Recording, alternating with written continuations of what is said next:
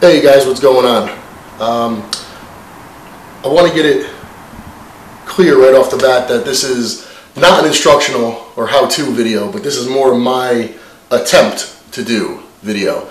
Today, I'm going to attempt to make sauerkraut. This is something I've been interested in for a while, mainly because I've read about all the potential health benefits of fermented foods and you know, how the probiotics that are contained in fermented foods could assist the digestive tract and improve digestion and overall health. Now, I do supplement daily with a probiotic, and it's something that I really believe in. It's something that since I started doing it, I've noticed a positive difference and I feel really good about. But I've read that the amount of probiotics contained in raw fermented foods far surpasses, you know, like if you were to say have a serving of fermented cabbage, sauerkraut, it could possibly contain as many cultures as a whole bottle of probiotics. Now, of course, I suppose that would depend on the particular sauerkraut you're dealing with and the particular probiotics you're dealing with. So, but point being, it's always nice to have a whole food source of something. And because I believe so strongly in whole food, I'm going to give it a whirl.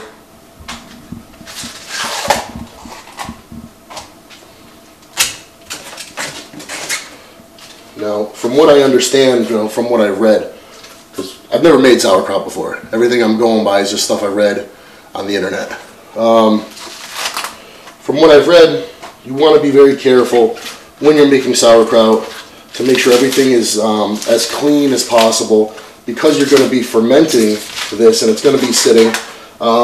You want to try to foster, you know, with fermentation, you want the growth of good bacteria. You don't want to foster the growth of bad bacteria. So if you're putting stuff in there that's contaminated off the bat, that bad bacteria, you know, over so many weeks is just going to proliferate, which obviously we don't want. I watched an old Polish lady do this on YouTube, so I'm really hoping this is going to come out good.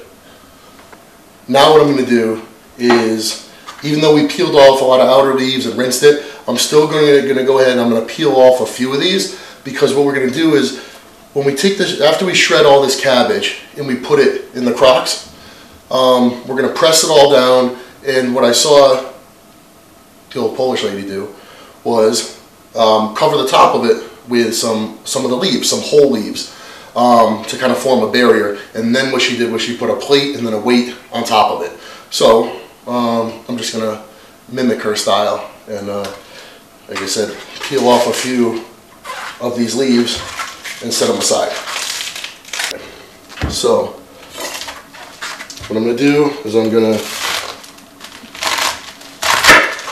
cut these in half, and then you can see there's like a heart in here, which we're going to just cut out.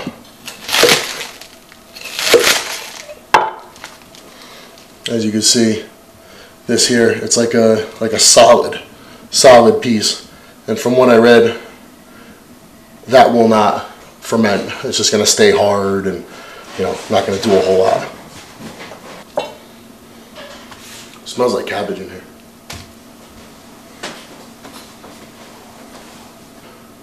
Alright, next what I'm going to do is I've got to take all this cabbage and I've got to shred it up. The old Polish woman who I watched actually did it all by hand. She had this little mandolin that she like straddled and just did it all by hand, which was crazy. I don't have one of those. All I've got is a Cuisinart. So what I'm going to do is I'm going to feed it through here, shred it all up, and, you know, as I go, I'm going to just dump it into this tray. And before I can do that, though, I've got to chop it into a little bit smaller pieces so that it'll actually fit in there.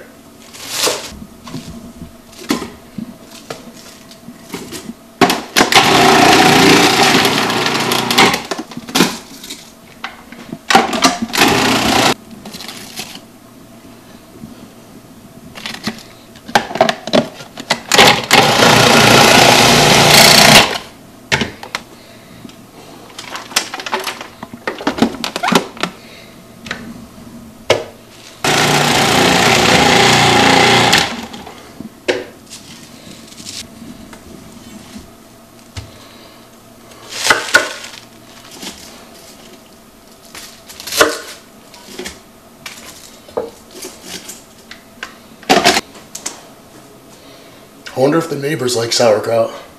I'm gonna have so much of it. Everybody's gonna be more regular around here than they've ever been.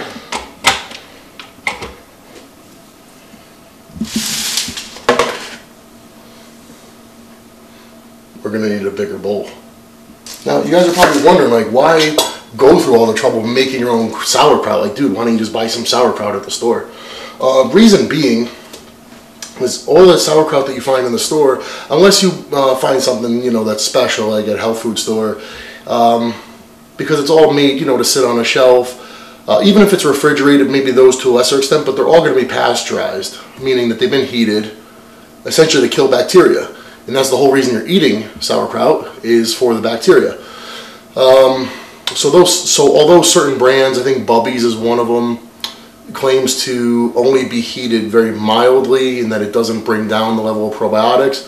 I don't know how true that is, but there's no doubt that if you have something that's raw and live that you actually made fresh, there's no doubt in my mind that the level of probiotics and, you know, is going to be much higher. The potential health benefits are going to be much greater, and even the taste may be a lot better, because I've had fresh sauerkraut as opposed to jarred stuff that you buy in the store, even the really good stuff you buy in the store, and it's day and night difference.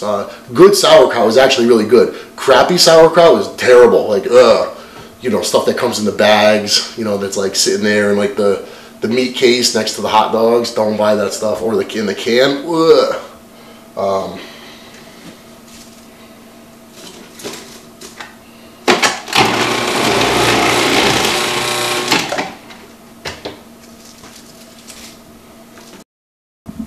Okay, so next, all the cabbage is shredded, right?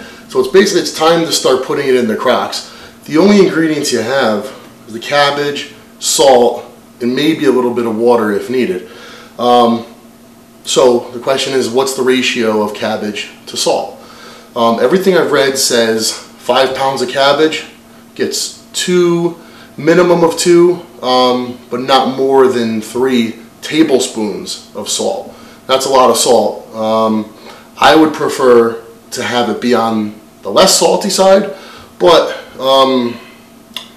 if you use too much salt, you'll inhibit the fermentation process altogether. Use too little salt, you might get overgrowth of, you know, some funky bacteria. I'm going to try to shoot right between 2 and 3. So what I'm going to do is, if it's 5 pounds, it gets, say, 2.5 tablespoons. Then what I'm going to do is I'm going to do 2.5 pounds at a time into the crock, and then add 1.25 tablespoons of salt, and kind of mix it as I go so that the salt and the cabbage all get mixed. So what I've got right here is 2.5 pounds of cabbage. I'm going to get my crocks. These crocks I actually picked up at a flea market. Now, they sell fermentation crocks online, and they're generally pretty expensive. Even worse is the fact that you got to pay to ship them, because the weight, you know, you could spend 100 bucks on a crock, and then you spend another 50 plus to ship it. So it could get pretty crazy. I've seen people do it in plastic buckets. I don't know, I probably wouldn't do that. I'd probably look for some type of ceramic vessel to do it in. So look around, you know, see if you can find it. Maybe there's a store in your area that sells them. You're buying them online, I probably wouldn't suggest, unless the place offers free shipping, but I don't see how they could, because you want to avoid the shipping cost because of the weight of these. Now they're just ceramic crocks. I've got lids. Obviously you can see these are a little bit beat up, it's chipped. I made sure to really scrub and wash them as good as I could. You can actually hear it as it starts to emit more water. It's like more, sounds more sloppy.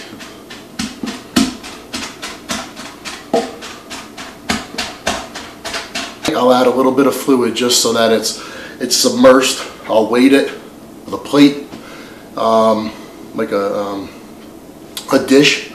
And I think this crock is actually the perfect size. I'm going to borrow a couple of 25-pound barbell plates from the gym. Weigh it all down with that. Put the lid on and see what we come up with. Hopefully I don't like poison myself. It's salty, but it's not too bad.